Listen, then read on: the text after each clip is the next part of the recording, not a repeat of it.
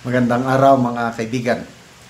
Bigyan natin ng reaksyon, opinion ngayon itong post ng Manila Standard.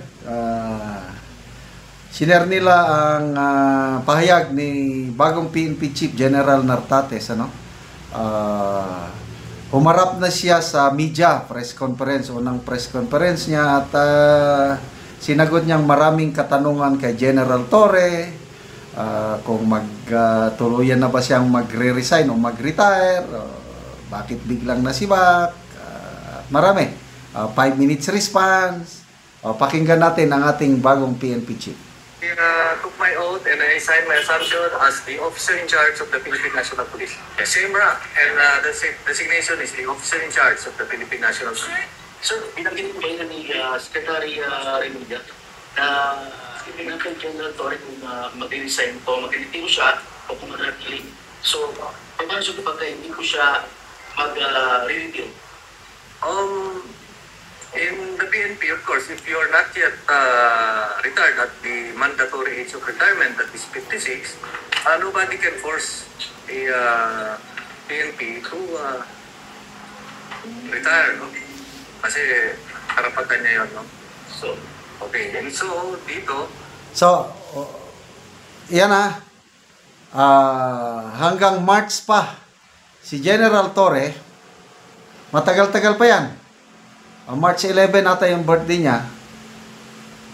So, desisyon ni General Torre, pwede siyang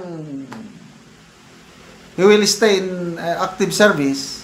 Siya, 4-star general siya. Itong bagong PNP chief, he will remain as 3-star general. So, desisyon yan ni General Torre kung mag-early retirement or hindi. So, ano sa tingin nyo? Kung kayo si General Torre, anong gagawin nyo? Stay? Or retire na lang? Ang hirap naman yan. Tuloy natin. of course, my order na relief and I have my designation orders, I follow. Nag-usap na po kayo ni General Torre. Nag-usap. Not yet. Pero how sir relationship with you? We're okay. Formerly, I'm the commander of, when he was the chief, I was the deputy chief for administration. And then after 2 months, I was designated. So, tinanong, nag-usap na ba kayo ni General Torre? Hindi pa. Yan. So, maganda ba ang inyong relasyon? We're okay. Kasi,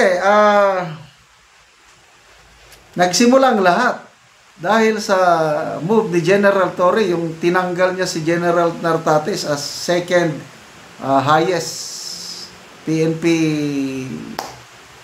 chief, deputy chief Tinanggal niya, tinapon niya. Demotion kasi yung yung pinaglagyan niya, Area Police Command, demotion yun. Halos wala kang ginagawa doon.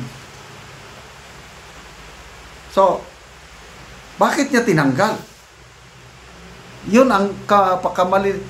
Kung hindi sana niya tinanggal, baka up to now, PNP chief pa rin siya. Ang mitsa sa kanyang pagsibak ay yung desisyon niya na tanggalin si General Nartates at ilagay sa mas mababang posisyon. Although the same rank, 3-star, kailang demotion yun. Bagay na hindi kinatuwa ni Secretary Remulla. At nung inutusan nila si General Torre na ibalik si General Nartates, nagpagahig ulo kung sa Bisaya, hindi sumunod. Ito na ngayon. Maganda bang relasyon? I don't know. Palagay ko, hindi. Palagay ko lang. Kaya nga hindi na nagpakita si General Torre sa turnover ceremony.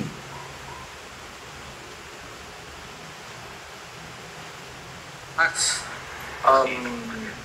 the commander of the Area Police Command in Western Mindanao. And I just received a directive, verbal directive for me to travel. Yesterday, nandun lang ako sa... So kahapon lang. Biyahe ka na, punta dito. Baka hindi pa niya alam, basta punta dito. Okay. You will be the next PNP chief. Ang swerte naman. Ang swerte nitong si General Nartates, hindi ko siya masyadong kilala. Kailang habang nagsasalita siya, kung nagsasalita, parang mas okay ang dating sa akin kaysa kay General Torre. Ito, malumanay magsalita eh. Very humble. Ang dating sa akin kay General Torre may dalang, alam nyo na, hangin. Kaya mas gusto ko ito na PNP chief. Pagkalian. I'm supposed to attend activities in Western Mindanao Command sa AFP. Kanina nabanggit mo, itutuloy mo yung 5-minute response. Of course, even before, a 5 minutes response or 3 minutes response or any response, we should respond to any distress call or call for help from our community. Yan naman ay part ng ating managing police operations. Ang ating dati, alampat sibat yan eh. And then, managing police operations and enhance natin. It is about patrolling and investigation. Proactive and reactive. Ngayon, about the response is nandito na tayo sa proactive pa lang. Okay, so ulitin ko, biglaan ang lahat. Hindi inaakala ni General Torre na ganyan ang mangyari sa kanya, and I believe pati si General Nartates, that's destiny.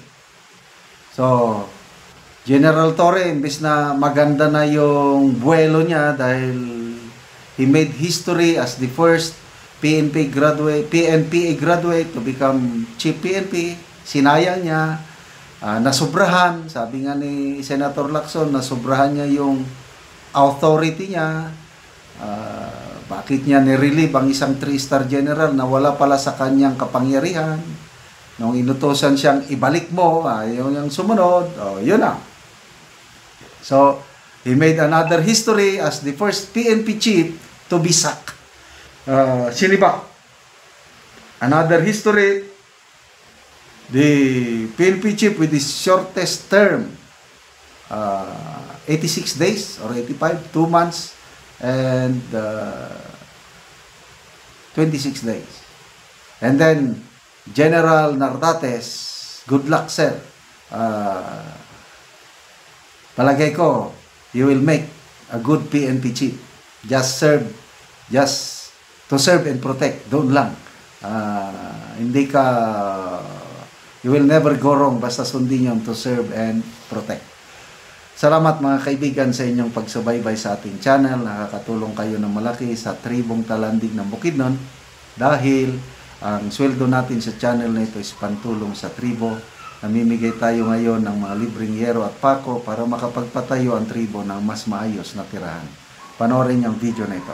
Si Auntie ang natagaan og sin. Kay natagaan kog sin, di na gyud ko ulanan. Salamat kayo sa nag-sponsor. Nagdalaani na unya. Unang-una pasalamatan ako ang Ginoo tungod sa iyang blessing. Panalangin. Salamat kayo kay tanawang among atok. Ga daga na gyud kayo nga ulan. Karon mo na ni ang atop ni ate sa natagaan na mo og yero. Nga dako na gid kaayo ang buslot sa iyang atop. Og karon te pila na ni katuig ang imong balay? 20 na ni. 20 na katuig. 20 na katuig. So karon pa gid ka maka kuan og yero.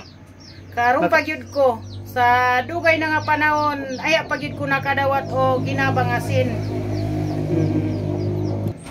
Sa magpasalamat sad ko sa nagdi-sponsor ani nga karon mailisa na gyud ni ang among sin nga nangabuslot na dagan na tulo nya. Makagatop nami mabaguan na dili nami ulanan. Pila ka bukang imong anak te? Kuan 8. 8 tanan ang imong Ay, anak. Ay 8 mi tanan diri unom ang akong anak. Unom ang imong anak. So 8 mo tanan. Oh, so wala pa imong anak te nga nakapamilya. Na isa mao ika unom nga akong anak. Ay, pila mo nga na kuante, pila nga edad 43 na ko. 43 na ka. Oo. So, kuan gid ti ang imong balay, buslot na gid kayo. Kung ulan, di na gyud mi pagkakuanani kung ulan kay ang among kuan abo ga kuanan ra ganit na namong palanggana aron nga dili lang magkuan ang tubig. So salamat kayo te. Sa nagdi-sponsor. Unang-una akong pasalamatan ang Ginoo